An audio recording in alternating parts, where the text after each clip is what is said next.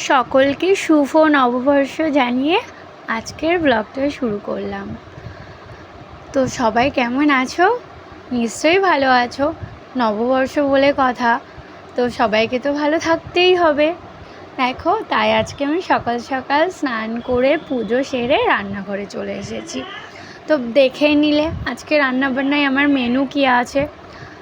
চিংড়ি মাছ রয়েছে, কারণ বাঙালির প্রিয় চিংড়ি আর ইলিশ ছাড়া বাঙালির তো কোনো কথাই হবে না।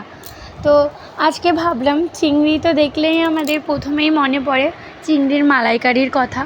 তার জন্য বাবাকে বলে দিয়েছিলাম যে একটু চিংড়ি আর একটু নারকেল আনবে, মানে একটা নারকেল আনবে।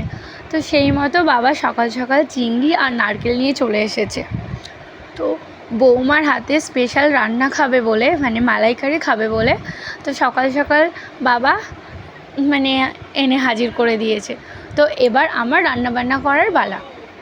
তো দেখো, চিংড়িগুলো আমি ভালো করে খোসা ছাড়িয়ে নিয়ে কেটে বেছে ধুয়ে নিয়েছি ভালো করে। তারপর লবণ আর হলুদ মাখিয়ে রেখেছিলাম।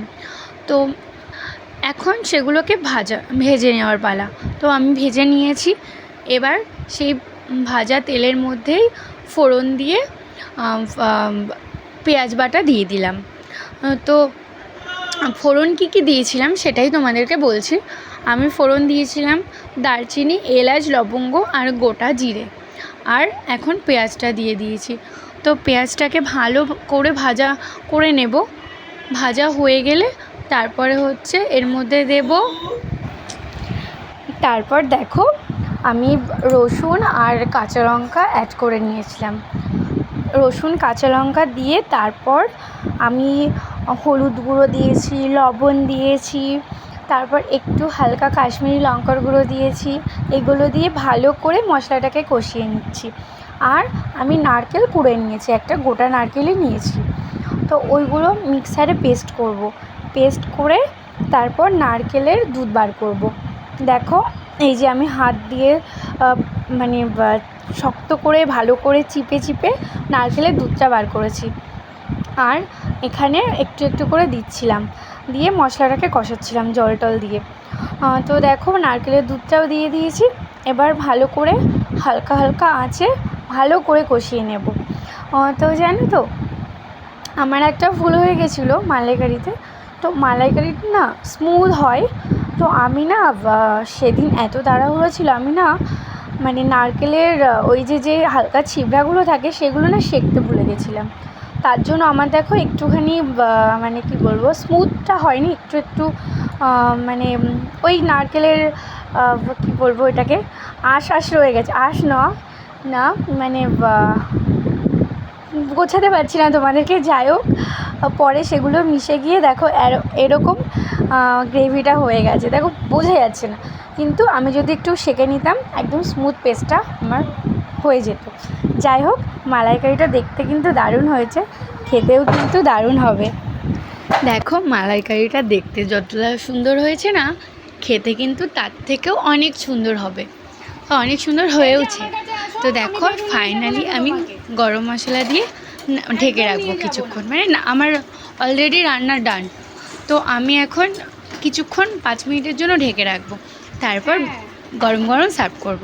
তো দেখো, আজকে আমার থালি দেখো, শাক, 4 রকমের ভাজা আর চিংড়ি মালাইকারি, ব্যাস আজকের স্পেশাল থালি বানিয়েছি আমি।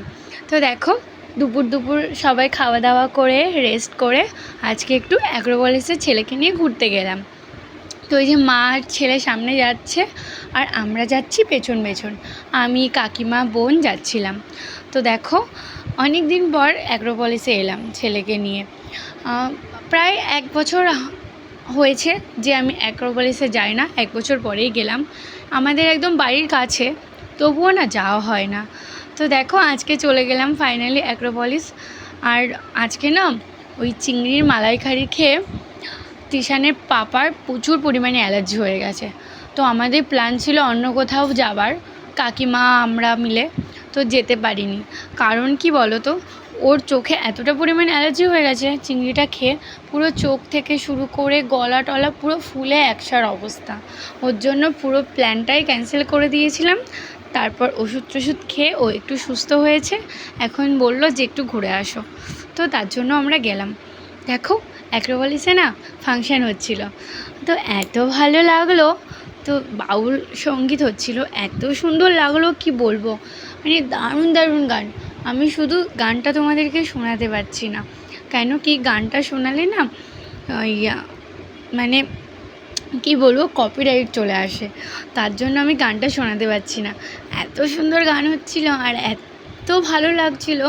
তারপর দেখো আমরা এদিক থেকে সাইডে চলে গেলাম, তো আমরা কিছুই শুনতে পাচ্ছিলাম না, দেখতে পাচ্ছিলাম না, শুনতে পাচ্ছিলাম দেখতে পাচ্ছিলাম না। তাই এই যে কাকিমা আর হচ্ছে আমার ছেলে ওখানে দেখছে আর আমরা এই পাশে রয়েছি, দেখো। আর এই যে অ্যাক্রোপলিস মলটাকেও তোমাদেরকে একটু দেখায়, কি সুন্দরভাবে সাজিয়েছে শুভ নববর্ষর জন্য। তো যাই হোক, আজকের দিনটা বেশ মোটামুটি ভালোই কাটছে আমাদের, এভাবেই সবার বছরটা কেটে যাক ভালোভাবে। তো এটাই প্রার্থনা করি, আর সবাই ভালো থেকো, সুস্থ থেকো। তো আমরা এবার হচ্ছে অ্যাক্রোপলিস থেকে বেরিয়ে যাচ্ছি। দেখো, তো বাবান তো কিছুতেই আসবে না, ওই চলন্ত সিঁড়িগুলোতে উঠবে, ওর এত ভালো লেগেছে। আমি বলছি চলো, হাত ধরে এগিয়ে নিয়ে যাচ্ছি, ও কিছুতেই যাবে না, বলছে আমি সিঁড়ি চড়বো। যাই হোক, এখন একটু বুঝতে শিখেছে, তাই ওর ভালো লাগছে। আর এই যে দেখো নিজে নিজেই উঠে গেল। আমরা ভয় পাই কিন্তু ও ভয় পায় না, ও বেশ চলছে সুন্দরভাবে, আর আমি পেছনে আছি সেটাই দেখছে। তাই ভালোই কাটলো আমাদের পয়লা বৈশাখ, তো ভালোই মোটামুটি ঘোরা হলো।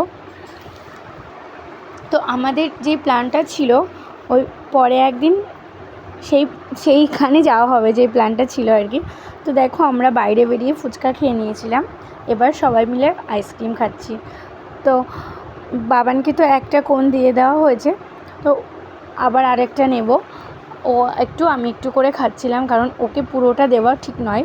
তো দেখো আমাদের সবাই মিলে কি সুন্দর মজা হলো। তো এবার আমরা বাড়ি চলে আসব। তো তোমাদের আজকে ব্লগটা কেমন লাগলো তোমরা অবশ্যই জানিও। আর হ্যাঁ, আমি কিন্তু ভালো ভিডিও করতে পারি না, তাও কিন্তু তোমরা অবশ্যই আমার পাশে থেকো, সাথে থেকো আর সাপোর্ট করো। টাটা।